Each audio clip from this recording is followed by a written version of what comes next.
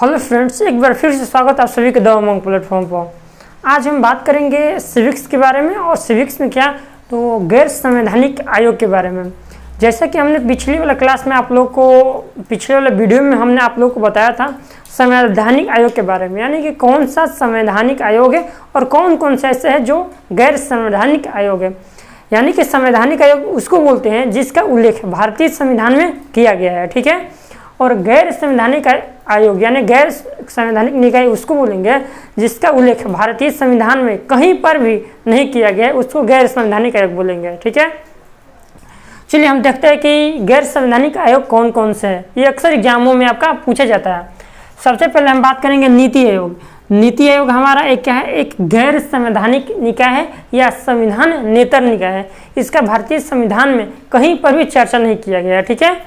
ये नीति आयोग जो है ये आपका योजना आयोग का जगह लिया था, यानी 1 जनवरी 2015 से योजना आयोग को ही चेंज करके नीति आयोग बना दिया गया था, ठीक है। तो नीति आयोग एक कैसी संस्था है, तो ये गैर संवैधानिक संस्था है, ठीक है। उसके बाद आता है राष्ट्रीय मानवाधिकार आयोग। मानवाधिकार आयोग यानी कि ह्यूमन राइट्स कमीशन।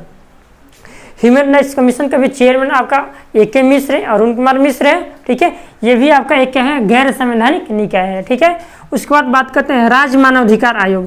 जिस तरह राष्ट्रीय मानवाधिकार आयोग नेशनल ह्यूमन राइट कमीशन जो है वो एक गैर संवैधानिक निकाय है, ठीक उसी तरह स्टेट यानी कि राज्य मानवाधिकार आयोग भी क्या है, एक गैर संवैधानिक निकाय है।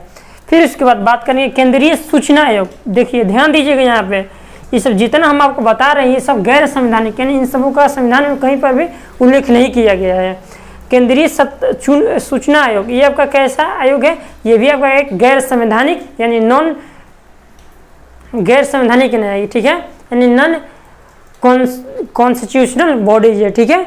उसके बाद राज्य सूचना आयोग। जब केंद्रीय सूचना आयोग एक गैर संवैधानिक निकाय है तो आपका राज्य सूचना आयोग भी क्या है, एक गैर संवैधानिक आयोग है।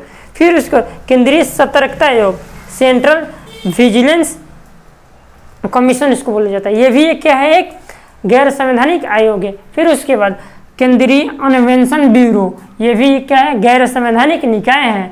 लोकपाल और लोकायुक्त होता है, ठीक है। लोकपाल और लोकायुक्त भारत के लिए यानी राष्ट्रीय लेवल पर लोकपाल होता है और स्टेट लेवल पे लोकायुक्त होता है। ये दोनों पोस्ट क्या है, यानी दोनों पद क्या है, ये गैर संवैधानिक निकाय है। फिर उसके बाद राष्ट्रीय अन्वेषण अधिकरण एक है और एक राष्ट्रीय आपदा प्रबंधन प्राधिकरण, जिसको हम NDRF बोला जाता है ना, उससे से संबंधित ये भी है। राष्ट्रीय आपदा प्रबंधन प्राधिकरण जो है वो क्या है, गैर संवैधानिक निकाय है। अक्सर एग्जाम में दे देता है, क्या दे देगा, कुछ केंद्रीय सूचना आयोग दे देगा, राज्य सूचना आयोग दे देगा, केंद्रीय सतर्कता आयोग दे देगा, और उसमें से और एक दे देगा नीति आयोग, और बोलेगा कौन सा इसमें से गैर संवैधानिक निकाय है, और एक दे देगा इनमें से सभी। तो आपका सारा जो है गैर संवैधानिक निकाय है, ठीक है। तो यही हम आप लोगों के लिए एक छोटा सा वीडियो लेकर आए थे गैर संवैधानिक निकाय यानी नॉन कॉन्स्टिट्यूशनल बॉडीज के, ठीक है। मिलते हैं अगले वीडियो के साथ।